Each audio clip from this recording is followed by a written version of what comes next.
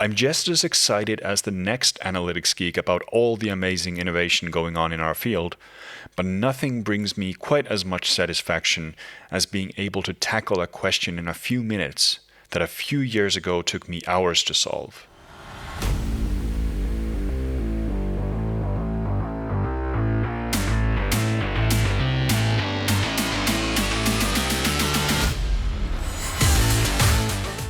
This is the Technical Marketing Handbook, a podcast occasionally about the technological marvels that fuel our digital marketing industry. In this last episode of 2021, I will be talking about knowledge sharing, and I'm going guestless once again.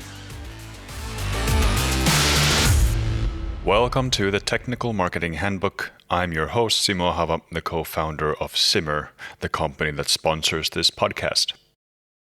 In the previous episode, I talked about motivation. While discussing the struggles and triumphs of my everyday work in data engineering, I perhaps spent too much time on the lack of motivation, not enough on what actually keeps me fresh from one day to the next. Working against forces, both internal and external, that try to put us down is a daily struggle. It takes a lot of energy and mental sustenance just to balance things out, so that when someone asks you how your day was, you could at least squeeze out a genuine, heartfelt, meh. And just as a disclaimer, I know this is all very gloomy and might not be the pick-me-up you were looking for when tuning into this episode, but my excuse is that December in Finland is as dark and depressing as, well, December in Finland. But I hear your silent complaints, and I promise I'll turn this around soon.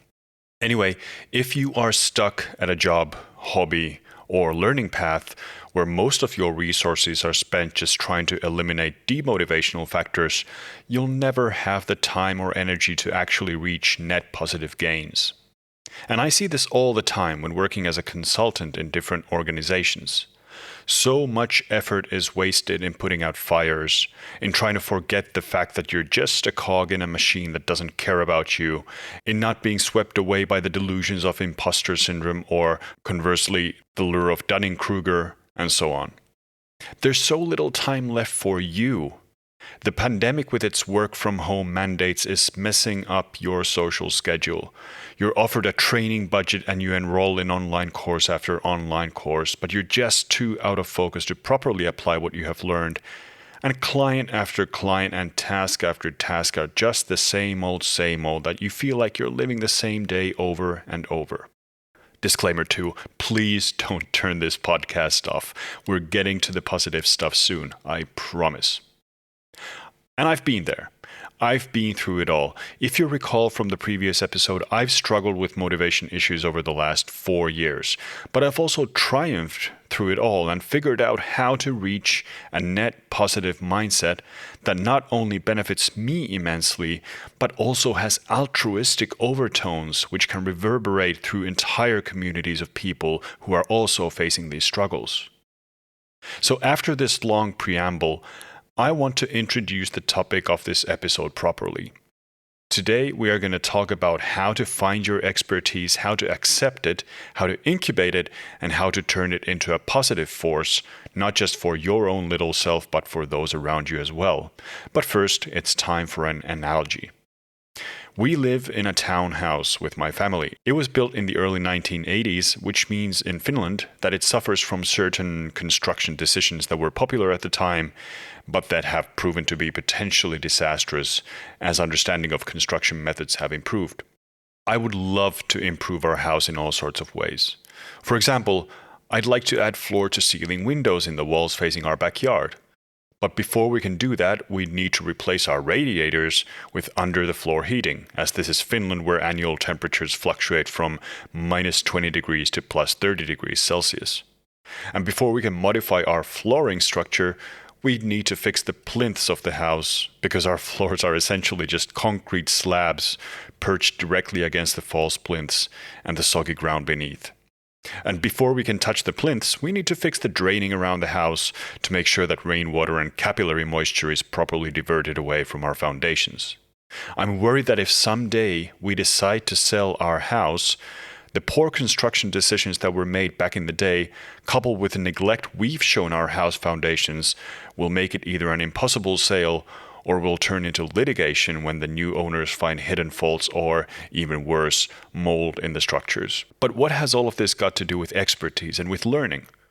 Well, in a not too obvious way, this is the type of logic I found very useful when applied to a learning profile too.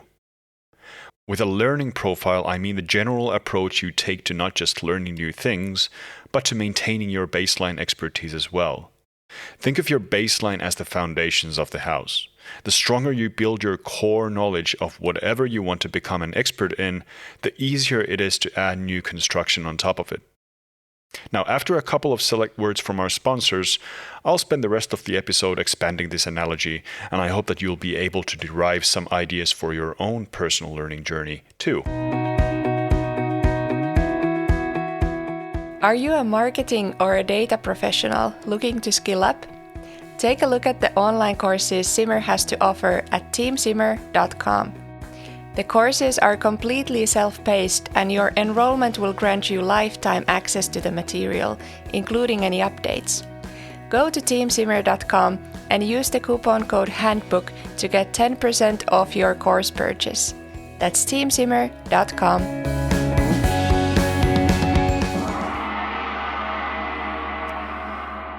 These are the tenets I live by when it comes to learning new things and participating in knowledge transfer. 1.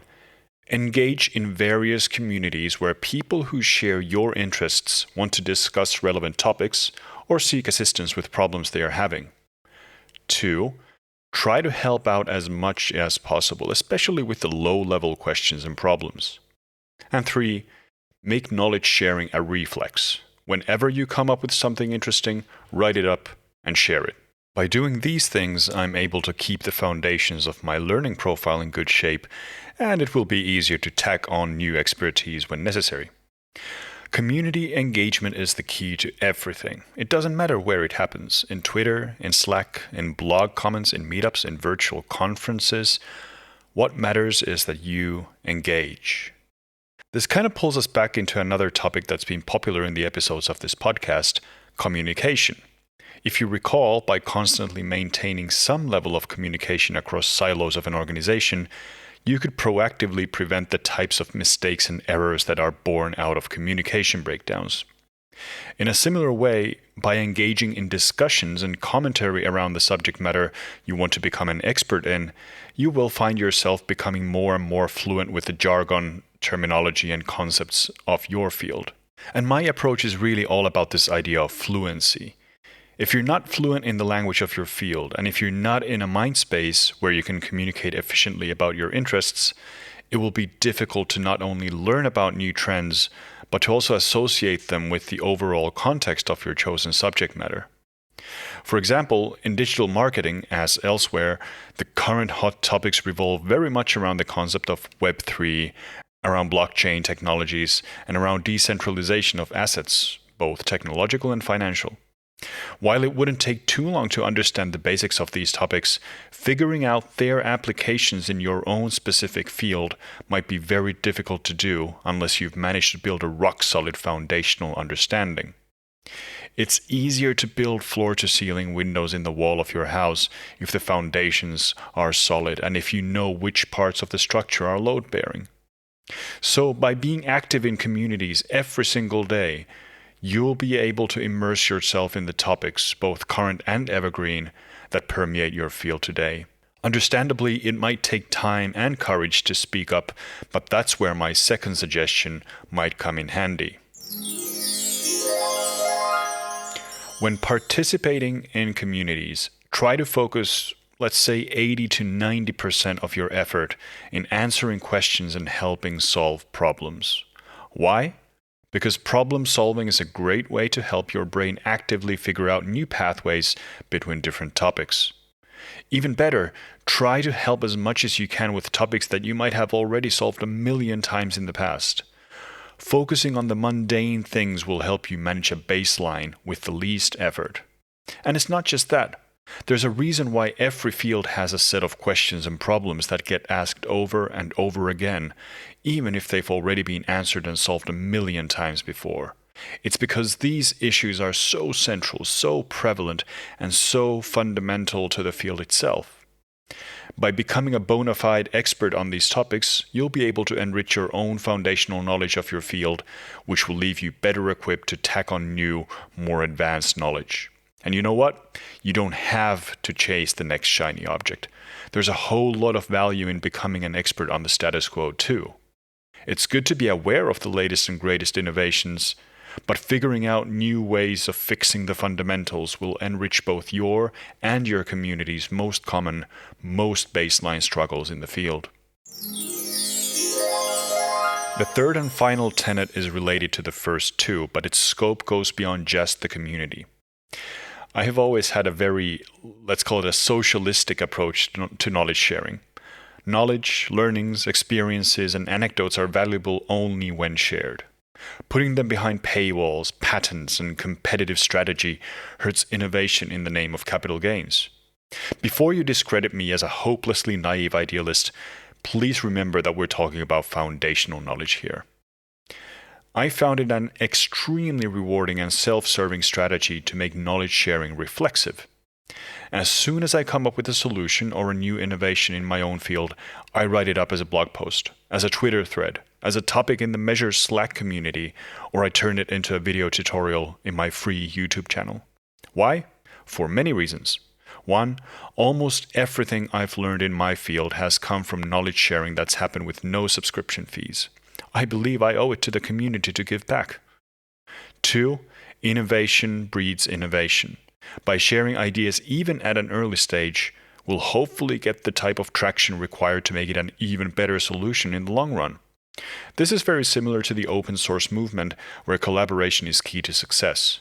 But collaboration can't happen if someone doesn't make the initial commitment to the project. 3.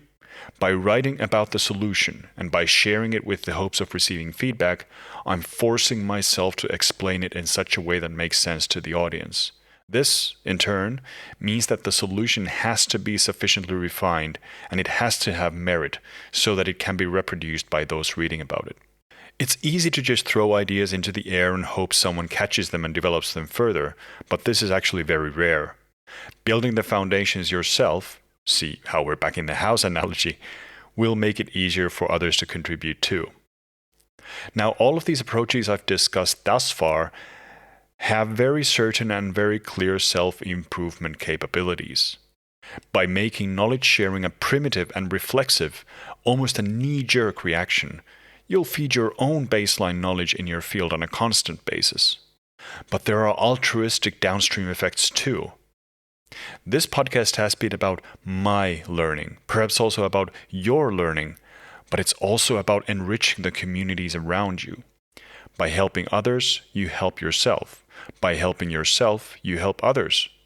You become a positive force in your community, known for your dedication to improving the quality of knowledge all around you. It truly is a win-win approach, and you can start doing it right now. Even if you enter a completely new community around a topic you know nothing about, you can start off by asking questions yourself and then taking the answers and the applications and sharing them with others as soon as they ask the same questions again. What this all requires from you is that it has to become habitual. I devote an entirely too large part of my life to this, but it's simply because I no longer consider there to be a difference between what I call daily work and what I do in the communities I'm active in. You don't have to spend hours upon hours every day in the communities you frequent, but perhaps reserve 30 minutes each workday for checking the log of discussions you enjoy participating in. Maybe try to write one Medium blog per month, or start one Twitter thread per month. Maybe do a weekly overview of current hot topics in your field in YouTube or in a podcast, or maybe start a discussion group in your company. There are many ways to engage with learning communities around you. You just need to take the first steps, and you'll start seeing dividends immediately, I promise. The biggest risk is in becoming cynical. Once you see the same question posted for the 100th time within a week span, it's easy to snap an unhelpful response or to berate the person asking about their search skills. I'm often guilty of this, and it's something I actively try to improve in my own demeanor. But just remember that your short-tempered response could deter your counterpart from ever participating in community discussions again. I suppose that's all I have to say on this topic. I found a lot of success and a lot of personal growth in focusing on building muscle memory with the fundamentals and foundational topics of my field. I'm just as excited as the next analytics geek about all the amazing innovation going on in our field, but nothing brings me quite as much satisfaction as being able to tackle a question in a few minutes that a few years ago took me hours to solve. I don't know if we're ever going to upgrade our house because of how much work it would take to fix the foundational construction problems. I'm not even sure we'd do things any differently if we were to go back in time to when we moved in. Sometimes it's just good to indulge oneself in chasing bigger quality of life improvements than what just focusing on foundations might offer. Today, I live in a wonderful house with a wonderful family, and in this case, the end has certainly justified the means. But in my chosen field of analytics and digital marketing, I absolutely believe in my approach, and I hope that by listening to this podcast episode, you might be persuaded to follow these steps too.